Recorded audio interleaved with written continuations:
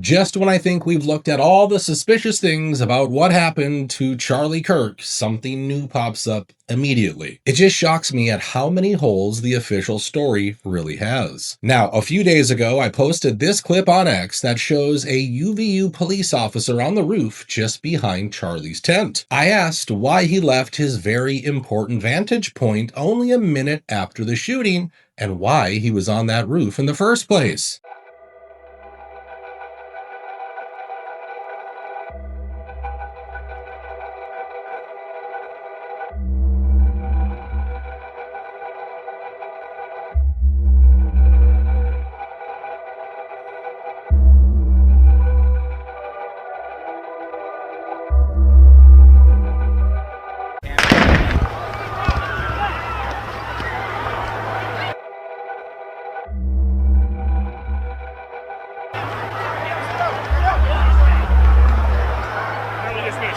There's been a shooting. We heard shots.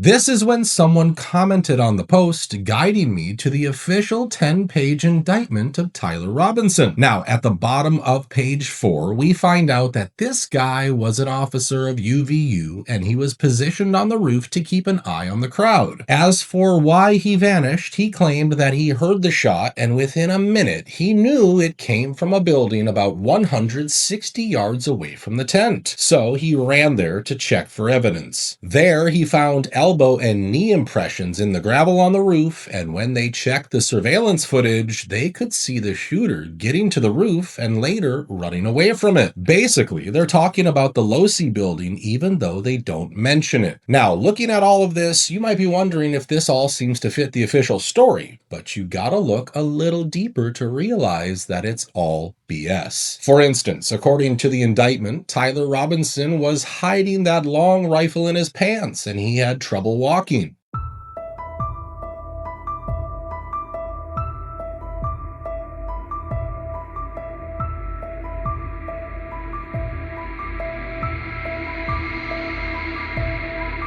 However, they also claim in this indictment that he had to jump over a railing to get to the position from where he allegedly took that shot. They also claim that even though he couldn't even bend his leg, he ran across the roof to get to the shooting position before taking the shot. And I just have one question about all of this. How the hell was he doing all of this with a 42-inch rifle wrapped around his leg? Also, if the UVU officer was so certain about the location of the shooter, why were so many cops inspecting the Woodbury building?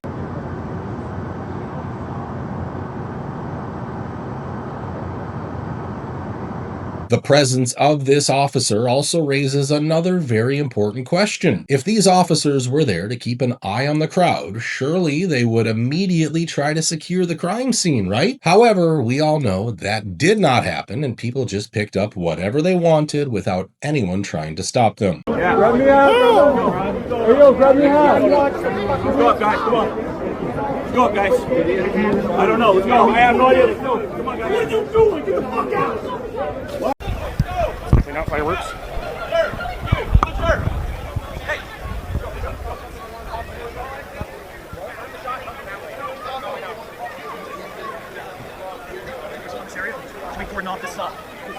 I gotta tell you, it's pretty insulting how dumb they think people are, and that's probably why this cover-up is so bad. Now, in my last video, I told you that Tyler Robinson could have been part of a bigger plan, and they just decided to pin the whole thing on him. But there's one thing I have to mention here. Even though we saw many people who looked just like the shooter, we never saw any clear footage of Tyler Robinson from any of these angles.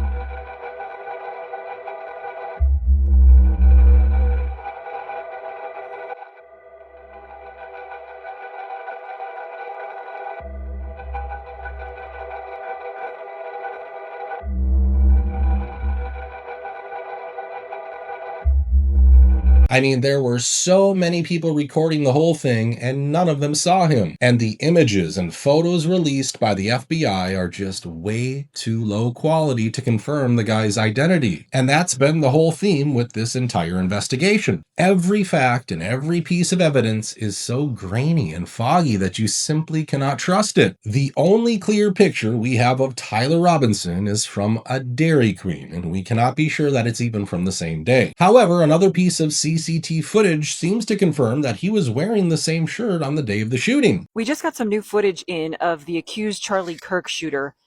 This is him right here at a gas station in Cedar City, Utah, and you can see he's filling up his tank. Police in that community were asked to go to that gas station and investigate whether or not he potentially may have dropped anything in the dumpster.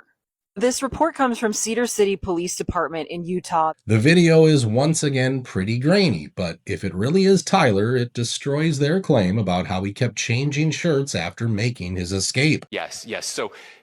So when he's first spotted on campus, he has different clothing on, and then he changes clothing on the roof, and then changed back into that clothing at some point, so that when he was apprehended, when he was arrested, the clothing matched the clothing he had on before the shooting here at UVU. Now, while we're talking about this case, I also want to talk about what Charlie's team at Turning Point USA is doing. You see, instead of asking all these questions about his assassination, they are getting ready to file defamation lawsuits against people and organizations who hurt Charlie's legacy. Clearly, they are not interested in asking why the hell there was a trap door right next to Charlie's tent, and why is it suddenly locked now?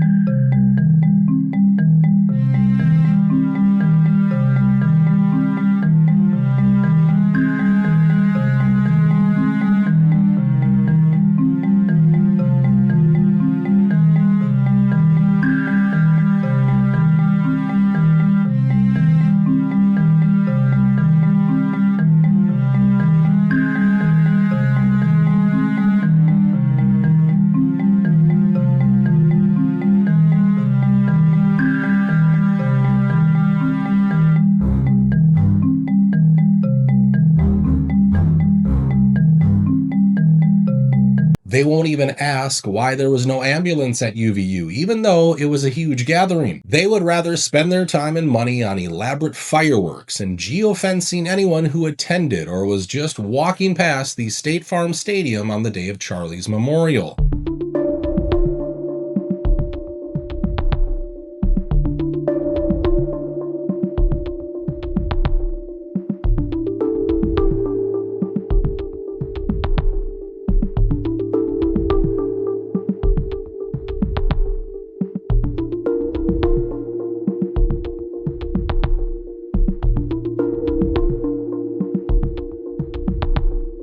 Our partners that do sort of geotagging with devices, they told us that they tracked over 277,000 devices in the vicinity of State Farm Stadium in Glendale, Arizona. Wow. 277,000.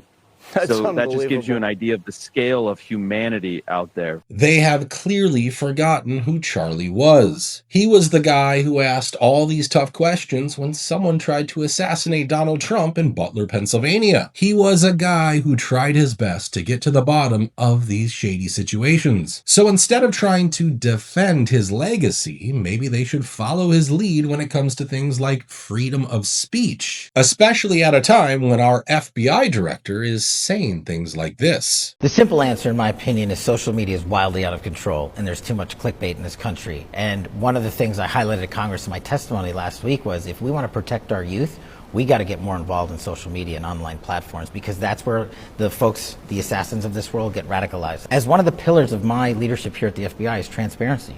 We've produced more documents to Congress than my last two predecessors combined by twofold.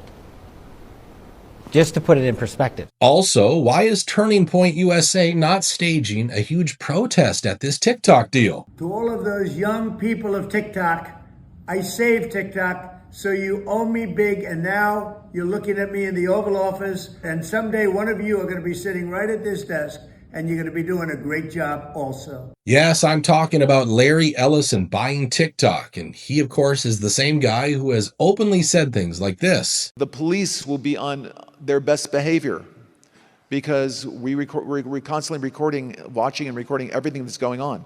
Citizens will be on their best behavior because we're constantly recording and reporting everything that's going on.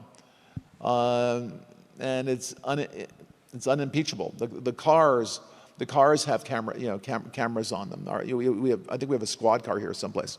Now, I know a lot of people in this community don't care about TikTok really, but you got to understand, this is the same platform that allowed Charlie Kirk to gain all of those young followers. It allowed him to openly express his thoughts, and now it's in the hands of a guy who loves mass surveillance. But for some reason, the people at TPUSA won't say a word about that. To me, it seems like they don't want to piss off any more donors because Candace has already shown us how that turned out for Charlie. Take a look. So Charlie writes in this group chat, just lost another huge Jewish donor, $2 million a year because we won't cancel Tucker. I'm thinking of inviting Candace. Somebody writes, ugh.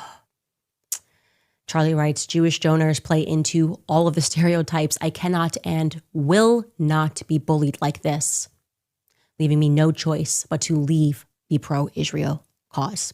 And just to make sure, Candace also said this during her broadcast. It is dangerous what is happening right now. It's a dangerous game. And we're playing with dangerous people. And if it ever needed to be said, I am certainly not suicidal. I'm angry. I'm angry at people that are homicidal. If I found Brigitte's penis, I will find who killed Charlie Kirk. Now, I really want to know what you think about how the people at Turning Point USA are acting. Do you think they're being pressured, or is something else going on? Let me know your thoughts in the comments below. As always, thanks for watching, and I'll catch you in the next one.